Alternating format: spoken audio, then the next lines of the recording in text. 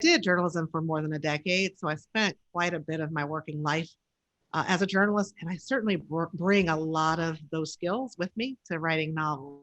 For one, it's a different kind of structure of story, and obviously, a novel is a much longer and bigger piece of work than a minute and a half or 2 minutes on television. But still, just the process of telling stories, I learned. Also, the curiosity about people. When I'm out covering stories, I've met people from every walk of life. I've covered factory town in this book, and I've covered factory towns, many of them in news, particularly during the years that I worked in Wisconsin. I was always, covering those kinds of towns, meeting the people, getting to know who they are. And this journalism just forces me to get into communities and meet people that I never would have normally met in my everyday life if I were doing some other kind of work. So there's the beauty of that.